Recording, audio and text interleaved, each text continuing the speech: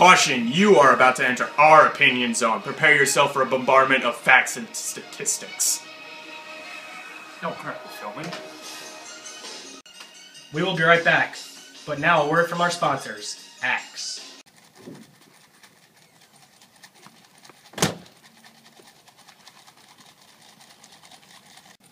Change? No, you smell bad.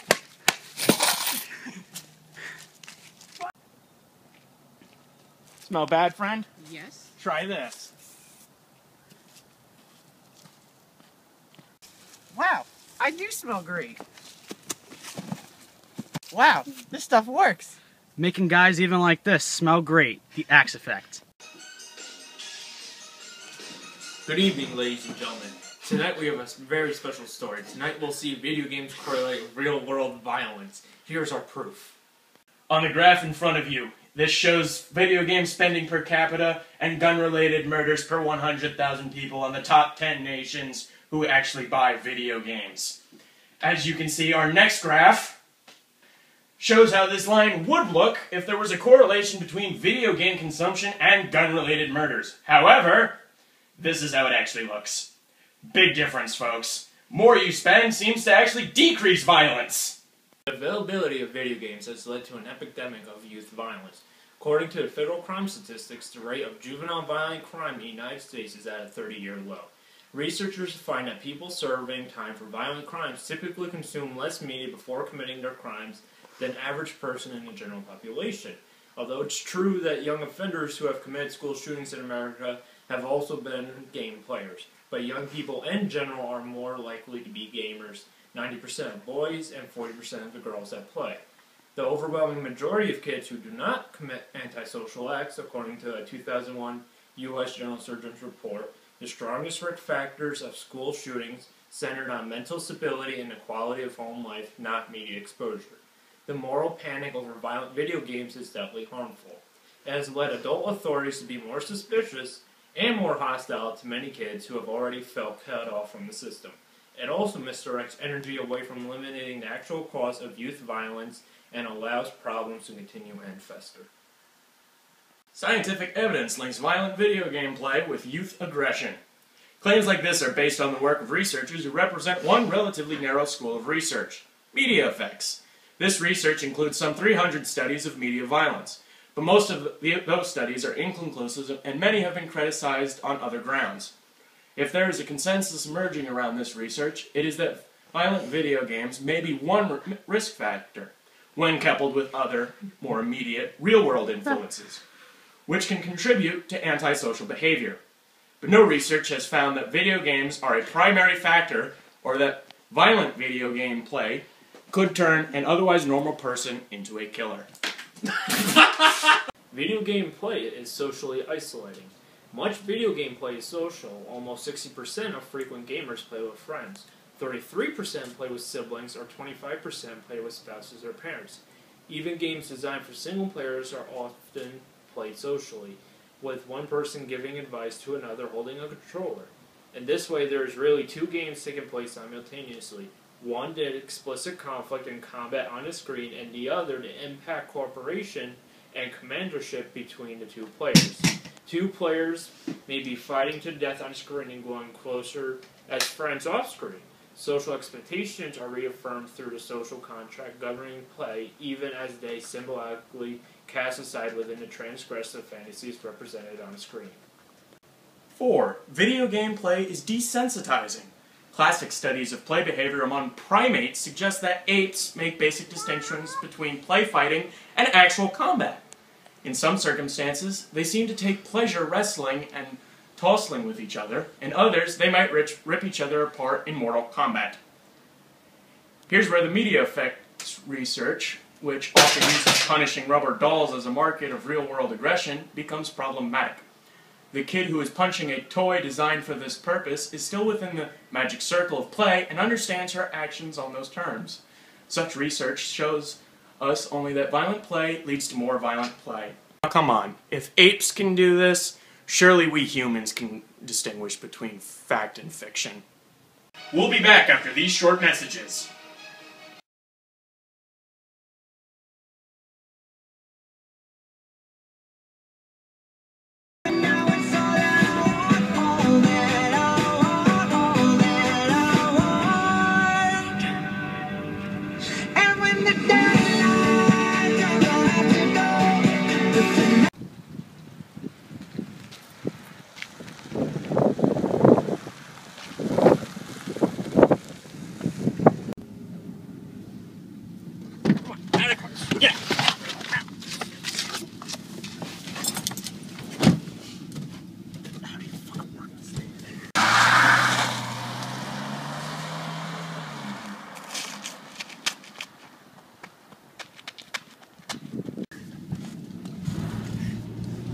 Piece of shit car.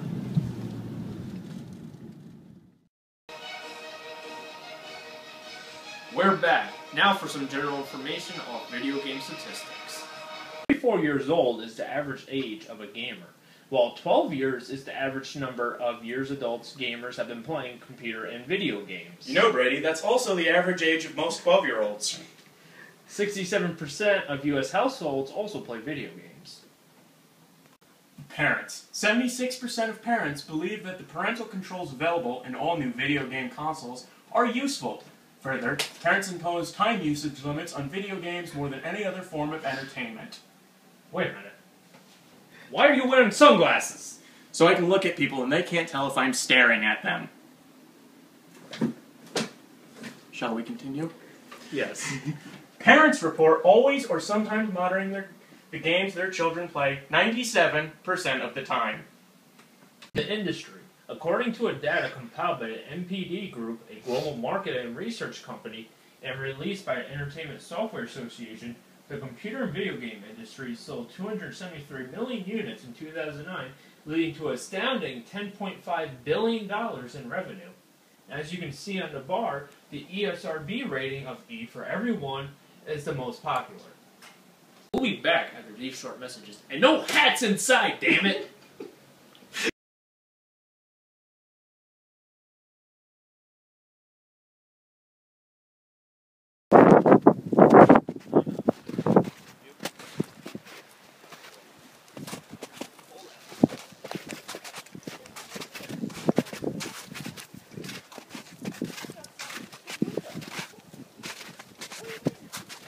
Dude, I can hear you behind me! Welcome back, and now it's time for our wrap-up on video games and real-world violence. As this bar graph suggests, you can easily see how the total violent crimes is easily declining, while the computer and video game sales is massively increasing. According to FBI statistics, youth violence has declined in recent years as computer and video game popularity soared. A 2009 study by the FTC found that 87% of parents were satisfied with the computer and video game ratings. As a medium, computer and video games are entitled to the same protections as the best of literature, music, movies, and art. About 70% of people in the world play some sort of video games, concentrated in the US, Europe, and Asia, but the world nonetheless. Violent video games make up only 15% of total game sales. On another note, only a small percentage of people in the world are criminals. Thank God. I am not one of them, thank the Lord. Are you sure? I'm pretty sure I've checked my record. Wait. Maybe. Of that, even fewer play video games enough to be called gamers. You're not a gamer. Yes, I am. No, you're not. And you're a criminal. So what?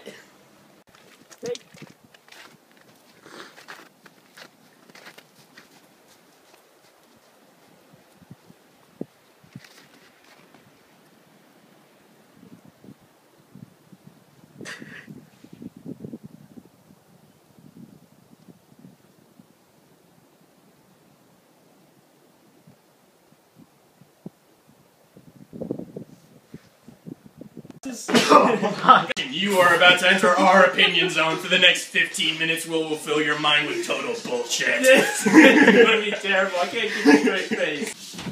Dale, you're going to put a hole in the wall. I'm not! Hi! We are back, ladies and gentlemen, to our show. Good evening. Our topic of discussion tonight: do video games correlate with real-time violence? Here's our statistics.